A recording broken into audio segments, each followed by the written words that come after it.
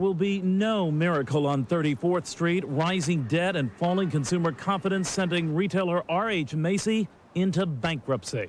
Financial markets move cautiously ahead of tomorrow's much-anticipated State of the Union address. And in our Up Close segment, will the Buy American campaign sweeping the nation be a boon or bust for the U.S. economy? These stories and more next on Business Insiders.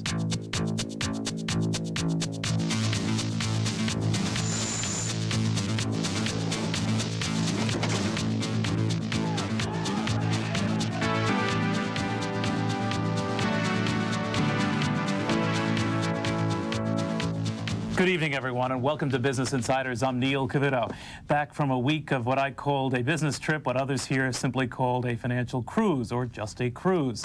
But in my absence, Ted David was ably standing by. I had hoped to catch CNBC on our ship. Unfortunately, they did not plug us in, so I don't know exactly what transpired over the week on Business Insiders, but I do want to thank Ted for all of his help. He left me with a major league department store that decided to go belly up today, or at least file for bankruptcy, so thank you very much, Ted. But this move was, obviously, as many have been telling you, expected. Macy's, which was on the brink of financial collapse by many people's guesstimates for a couple of years now, recognizing the fact that it had nowhere else to turn and filing for Chapter 11 bankruptcy. That's not necessarily the end. Many successful candidates, including those over at Allied Department Stores, can tell you that bankruptcy can oftentimes be the beginning of a major league turnaround. But the issue is what happened to Macy's and why there was, in the end, no miracle on 34th Street. Here to address that issue is Howard Davidowitz. He's chairman and a retail consultant with a group by his own name, Davidowitz and Associates. Good to see you, Howard. Let me just quickly get your thought on this. What happened with Macy's? Macy's was a cadaver a couple of years ago. They just took on too much debt when they did their own LBO, and then they went out and bought Bullocks and I. Magnin, and then none of the numbers worked. Like an 88, was that? It was an 88, and then just when you looked at those numbers and saw the kind of sales increases and the kind of margin increases Macy's had to get to service that debt, the numbers look preposterous. Layer onto that a tough economy, particularly in the Northeast and Southern California, where they're heavily represented, and you come to the conclusion it's a miracle they lasted this long. All right, well, a man who's joining us now who's also been very familiar with some of the problems that plague a number of companies, banks, S&Ls, bottom line, is joining us now. Bill Seidman. He is CNBC FNN chief commentator. More importantly, this was the man who oversaw the Resolution Trust Corporation in charge of bailing out those 6 thrifts, and also the FDIC. He had a lot of impressive jobs. Good to see you, Bill. Nice to be here. You warned about the kind of problems that were endemic in the Macy's of the world, in a lot of these other S&Ls that went belly up. What was going on here? What was the signal? What is the lesson from Macy's? Well, I think the lesson is that those who think that debt can't come back to bite you are finding out that debt is real, and eventually you have to pay it off. When you make your forecast, you know, based on everything going up every year, you're asking for trouble. And the real question is here, who put in the money? Who would lend money on the kind of numbers that Howard just talked about? That's the real problem. But in the go-go 80s, people did lend money. They did. That's why we're suffering. That's why we have a balance sheet recession right now. Very good point. Bill Woman, another man who warned about some of the problems inherent in those heavily indebted companies, joining us right now, chief economist at CNBC. Bill, you know, you take a look at this, and I know what Bill Seidman tells me about companies that you know, can't afford to rob Peter to pay Paul. But it worked for RJR, a heavy cash flow there, more helping to ease both the debt and build the equity. It didn't work for Macy's. Why not? It raises a question in my mind, which Howard probably can say more about than I can. But the fact of the matter is, if the only problem with Macy's is they had too much debt, they can give, you know, the bondholders and the creditors a haircut and maybe make the Chapter 11 work. The real question, though, is whether Ed Finkelstein and the current leadership really know what, are good managers.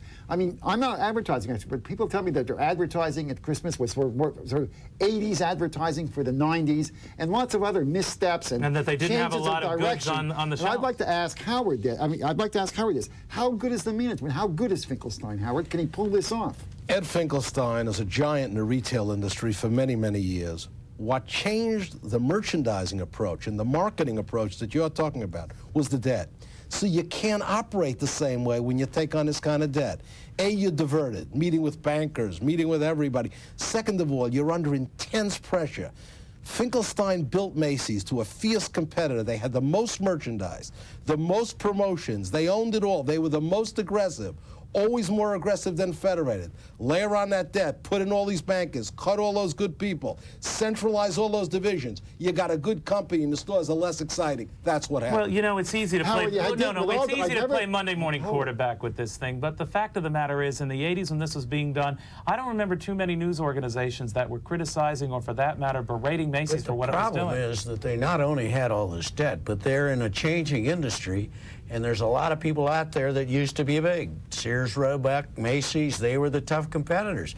Now you got the Walmarts and the others, the Price Clubs, all the rest. I think they're in an industry that's due to shrink for a while. Howard, you didn't answer my question. Is Finkelstein a goner, or is he going to be able to pull it off? At 66, when you say pull it off, only 3 companies in the history of retail ever pulled it off. I want to correct you, Neil, when you said Allied has turned it all around coming out of Chapter 11. They're still losing lots of money, Neil. True. Still have $5 billion in debt.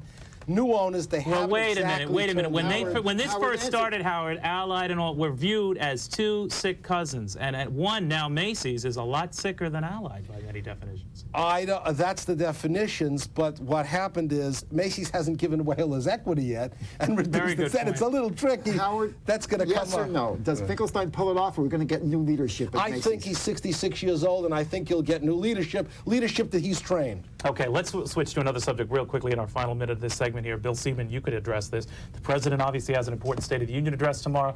The markets have bemoaned this for some time, but already the Chief of Staff, Sam Skinner, is saying, don't expect a lot. And my reaction was, wait a minute, you told us to expect a lot. That's right. I mean, I don't like to laugh at what the Chief of Staff says, but my Lord, they have built this up since the beginning.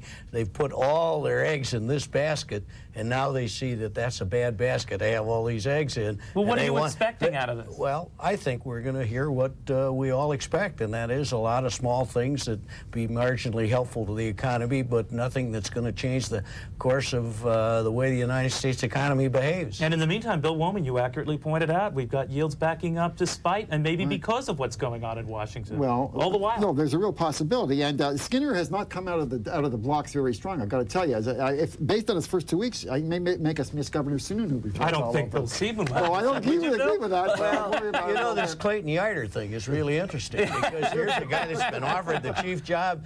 He says, I'm thinking about it. I don't know whether I want to take it or not. He's in a turf battle before he starts. I mean, I hope the president walks in there and says, it's you, go. If you don't like it, you go. I agree. It's got to be the president. Okay, well, we'll all know that tomorrow night at this time. A couple of developments we want to focus on, though, is what's going on across the nation, this Buy American furor. Regardless of what the president says, the message from Tokyo is, well, are you blaming us or are you spiting us? The whole issue after this.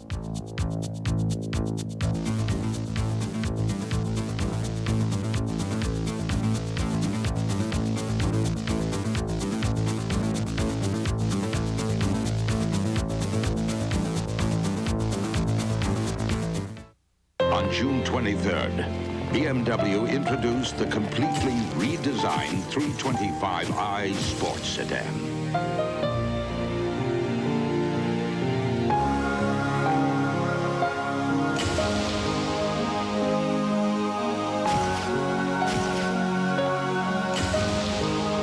The press has reacted. Have you? The BMW 325i begins at $28,365. People, we've spent millions giving everyone a computer, and productivity keeps dropping. Where's the productivity? I'm hungry for an answer. Hungry? Here's mainframe power that fits in a pizza box. Data General's Avion system is the first server with software to make your computers work as a team and save you millions. Jenkins, I'm famished. Order us an Avion. To finally profit from your computers, call 1-800-DATA-GEN. Where do you want to be in 30 years? Well, you know, we Cranfords are a feisty lot. My mother just celebrated her 97th birthday. I'm going on a photographic safari to Kenya. I want my grandchildren to see where I grew up. And I never miss bridge with the girls. I believe if you rest, you rust. So let's just make sure that my money keeps up with me. You can get there from here with Shearson Lehman Brothers. You can't change the world, but you can change the way you live. like serving more Dannon yogurt to you and your family. You see, where the world is filled with stress, Dannon is filled with calcium, potassium, and real yogurt cultures. Where the world is relentless, Dannon is relaxing, rejuvenating. So while you can't change the world, your life is in your hands. Make Dannon yogurt a very healthy habit for life. What's the worst part of treating your worst colds? A cold medicine that leaves me spacey. Well, it's the cold medicine that can zonk me out. I hate that. It's like I'm off in the ozone somewhere. Groggy, spacey. Introducing Sudafed Severe Cold Formula. If it could help stop the cough and the fever, but not stop me from getting to work, that'd be great. The first Sudafed cough, cold, and flu tablet, and it has nothing but maximum strength ingredients. All that and it won't knock me out? Perfect. New Sudafed Severe Cold Formula. Maximum strength without drowsiness. More reliable than most, this umbrella. For it comes from our agents and 35,000 employees dedicated to customer service. Open in case you want insurance and investment expertise the traveler's way. You're better off under the umbrella.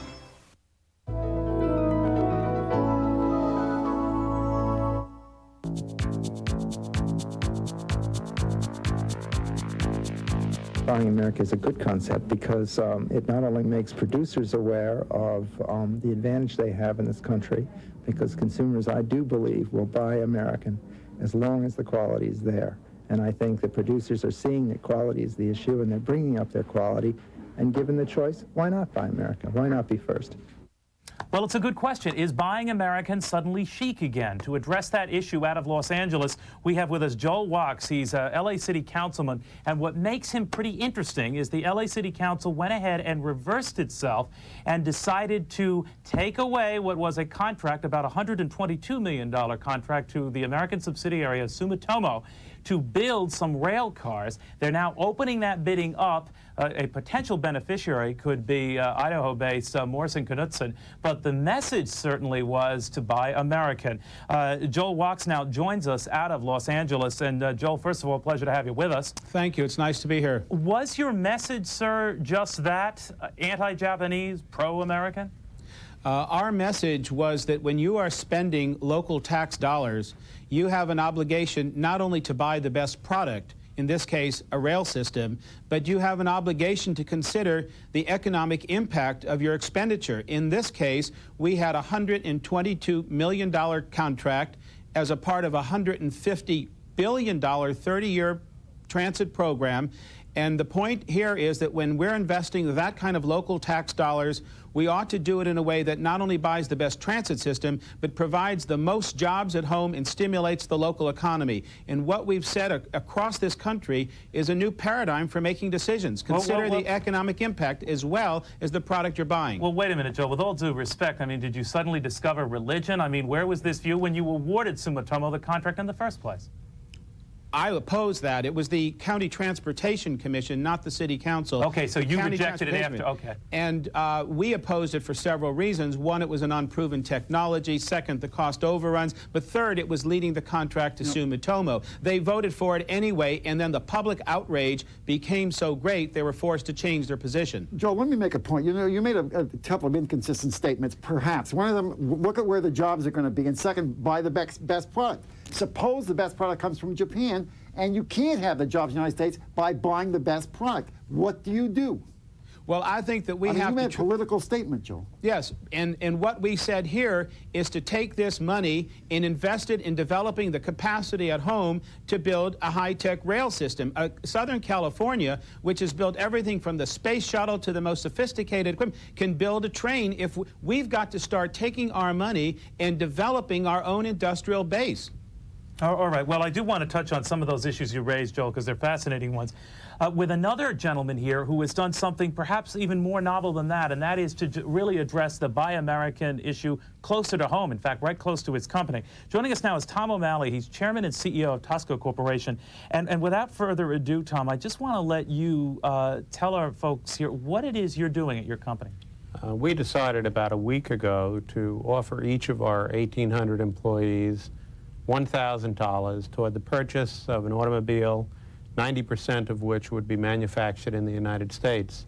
Half of that money is to come out of the executive compensation pool. What about for people touting around in BMWs or imports or Japanese Toyotas? What about them? We won't pay anybody the $1,000 unless 90% of the car is made here in the United States. Are you afraid, though, of the psychological impact of that these people who bought these cars thinking that they were better are now looked askance by you and others in management at your company? No, not at all. I don't see any reason why we should be concerned about that. I think it's really up to the people in this country to once sit down and take a look at what we're doing, and basically all we're doing is exporting jobs. No, you're not. You're zinging it to the Japanese, aren't you? We import cars, I think, from about 25 different countries. To characterize this as zinging it to the Japanese would be out of order, particularly since some of the cars manufactured by the Japanese are 90% made in the United States, and they will qualify for this program. Good point. Bill Seaman, we only have about 25 seconds left here. What about this trend? What's going on here?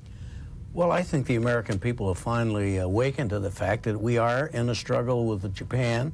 And you remember Admiral Yamato said when they bombed Pearl Harbor, "I'm afraid we awakened a sleeping giant." I think they've done that here with some of their statements, and I think it's not all bad. Have they done it to the degree, though, that they're really going to really put a dent in the trade deficit? Will this sort of grassroots effort That here? will depend on whether the American people are really mad and really want to do something or not. And that's vote in the marketplace is what'll count. Okay, I want to get back to Bill and our other guests here to take a view here. What it politically means, obviously a hot, thorny political debate that's front and center in a state called New Hampshire.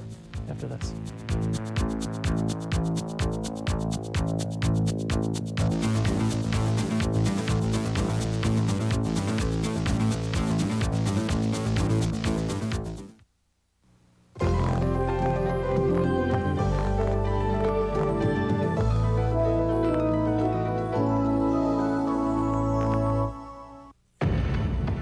We drove an engine 200,000 grueling miles using new Mobil 1. Then we ripped it apart. What did we find? Nothing. Nothing. Virtually no engine wear. What kept these vital engine parts like new? This part. New advanced formula Mobil 1. It keeps your engine running like new. I have this dream. I ride 190 horses at once.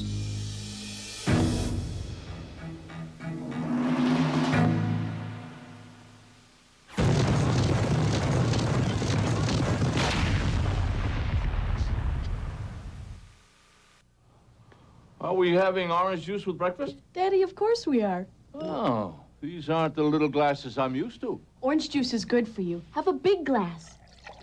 Orange juice. It's got the vitamins, minerals, and taste that make you feel so good. No bacon and eggs? Nope. Bulgur wheat muffins. 100% pure Florida quality orange juice. It makes you feel so good. I'll have seconds. Another muffin? No, orange juice. Oh. Something's waiting inside the powerful 486 SX computer. A technology that will make it even more powerful.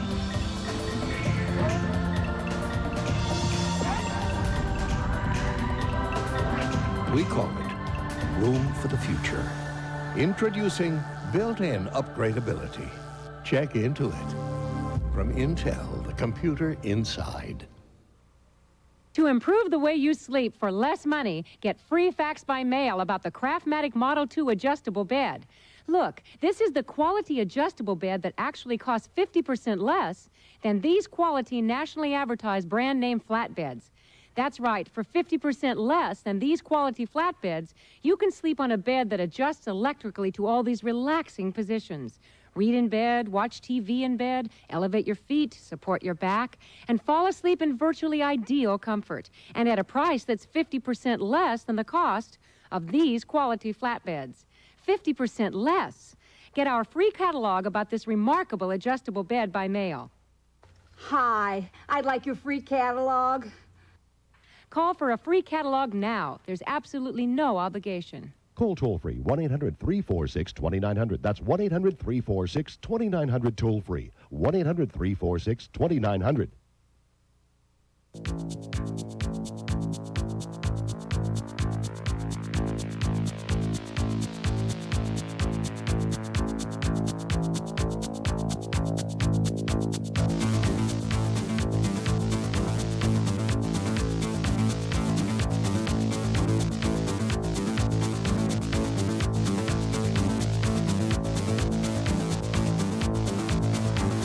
Welcome back, everybody, here to Business Insider's Neil Cavitto here. We're addressing this issue, whether all of this new, if you want to call it protectionist talk, call it what you will, anti-Japanese talk, call it what you will, is going to boomerang on us. To address that issue again, we're joined here in our studio by Tom O'Malley of Tosco Corporation. He's the chairman and CEO. And out of Los Angeles, Joel Wax, LA City Councilman, the group that decided, part of the group that decided to nix what was a $122 million agreement with Sumitomo to build some rail cars. If I can address you, Joel, first on this issue, and I know you don't mean to make this a mission per se, but there does seem to be a feeling that this could boomerang not only on you, but on LA, on the West Coast. A lot of Japanese companies dotted along the California highways there that might, in fact, be inclined to not do as much business, to not do as much American hiring. Are you afraid that you, in sticking it to the Japanese, that you're going to be stuck on? No, first of all, let me make it very clear. This is not against Japan. We have in Los Angeles the largest Japanese-American population, which makes an extraordinary contribution here. This is for America. This is for taking the local tax dollars and spending in a way that produces the most jobs here. Oh, Joel, come on. It's semantics here. It's against Japan, isn't it? No, because this would be the same whether it was Germany building German cars or French building French cars. We're saying develop a capacity here. What we're saying in this contract now is that 75% of the dollars will have to be spent creating domestic jobs, 60% of which will be local. If a Japanese company wants to come in and, for example, reconvert the GM plant here and use local jobs, they're welcome to do it. We will welcome people here as long as they use the people here who need the jobs rather than sending our money overseas and have the jobs created elsewhere. But wait a minute. Now, Sumitomo had said that not only are they threatening to sue now, but they've also said they would work in conjunction, let's say with a Morrison Knudsen or some other American entity, and you were still turning them down. Why? No, that's absolutely not true. At first, they would not. By the way, Morris Knudsen got the contract from Chicago for $308 million, and they use Sumitomo as a subcontractor. We're telling Sumitomo, if they want to come back here, and if anyone else wants to come here, do it on the grounds that 60% of the jobs will be local. We believe that can be done, and we're prepared. I just think this is very troublesome. I mean, we're talking about a Buy American campaign and spend American tax dollars in American goods. The Canadians can start talking about a Buy Canadian campaign and spending the tax dollars in Canadian goods. Since 1986, Neil, exports in this country have been growing at a 25% compound rate. And, you know, you can't do this in a vacuum. If you try to do this, some other countries will retaliate. You're talking about taxpayer money, and that's a different thing. This is taxpayer money. You don't spend that the same way you do in the private sector. I spent a lot of it, and I know you have different rules of the game. And let's face it, the Japanese built the Japan trains, the Germans have built the German trains, the Canadians have built the Canadian trains, and the French have built the French trains. Why in the world can't the Americans? Well, Joel, the answer to that is we are different, and, you know, we have kept the world together with an open trade policy. And since '86, it's been working quite well for us because exports have been growing quite rapidly. Oh, Bill, we're not that open, Bill. We're not that open. We don't accept ice cream into our country. We've got our own problems. Everything is relative, okay? Very good point. In a relative sense, we are relatively open. The trade deficit is good for us? I mean, it hasn't worked well. No, of course it isn't, Bill, but it's been shrinking because, you know, we managed to export to other countries. Well, I mean, Tom O'Malley, maybe you can help me with this. 1 second, Joel, if you don't mind. And that is this issue of whether we're going to get a boomerang effect on this. There are already reports that Nissan, the big car maker, is talking about maybe scaling back its operations in the U.S. Maybe, didn't say laying off, but that was the implied threat. Are we going to see more of that? And would you worry that efforts, however meritorious of your making of Tosco Corporation, are going to be the seeds for that type of activity? I wouldn't worry at all. I think it's really time for the American public and American industry to stand up and say it's not a level playing field. We shouldn't be putting restrictions on imports here in this country but we should be eliminating the obvious restrictions on imports into Japan. I can't send the gasoline that we manufacture to Japan because only a Japanese company can import gasoline. Well, there you go. So you're into trying to zing Japan. them, right? I mean, essentially, isn't that what you're doing? I am very much to the point. I believe we have a definite trade problem with Japan. The program we have put in place is not to zing Japan. But that's getting away from the question of whether we have a problem. It's tit for tat for tit for tat. And I guess Bill's point was that when protectionism begins to mount one upon another, it does have the unseemly effect of nations essentially at trade war with one another. Bill, is that a problem? You have to get the Japanese attention. They're not going to do anything until we get their attention. We can't go on with the kind of trade deficit we've had with Japan. They've got to find a way to get us into their markets or something, and I think you're getting their attention. I commend you for it. You're a finance man. You also know what they can do and what influence the Japanese particularly play in our Treasury auctions and buying our Treasury paper. What if they were to say, you know, your next quarterly refunding, bye-bye? Well, if we got into a real war with Japan in an economic sense, we'd win hands down because they can't get near dealing with us if we got into that. We're not going to get into that. What we're going to do is have people paying more attention to the fact that there's a trade deficit that has to be dealt with. Tom, I worry about Buy American just in this sense. Suppose we relied on that instead of relying on the quality of our goods. I mean, we have a Buy American campaign. It works for a little while, but that's not the kind of thing that you can I think you're talking about two different thing. things. I think you're talking about two different things. Our program is Buy American. And that's money that we're freely giving out to our employees. Okay, the question you're talking about is not Buy American. Okay, Joel, come on in. Well, we're also talking about Make American. What we're talking about is an area, for example, in Southern California, where Lockheed is closing, where GM is closing, where people are unemployed. We have the skills, the capacity, and the plant facilities, and we're saying, let's convert our talents into making new products that we can sell not only here, but abroad. We've got to start changing our industrial base to compete worldwide, and we should best do it by investing the local tax dollars that are voted upon people for public works projects. Well, Joel, no offense, but what if the rail cars that are made eventually by an American firm, no offense, stink? They break down. Well, you're going to be held accountable then for endorsing cheaper products. Well, but I have every confidence that the people in America are going to be able to build trains that can hold up to the trains with anybody. Come on. Well, cars have not. The bottom line is there is an incidence record. I just bought a brand new Mercury, and it's fantastic. Well, it's brand new. Okay.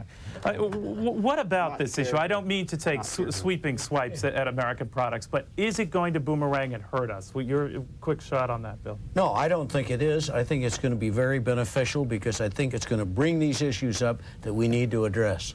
Okay. Bill Sieben, I want to thank you very much, CNBC FNN Chief Financial Commentator. Also want to thank Thomas O'Malley from Tosco Corporation for joining us, and out of Los Angeles, Joel Wax of the LA City Council, and of course, the inimitable Bill Woolman. For everyone on Business Insiders, I'm Neil Cavitto. Have yourself a very good night.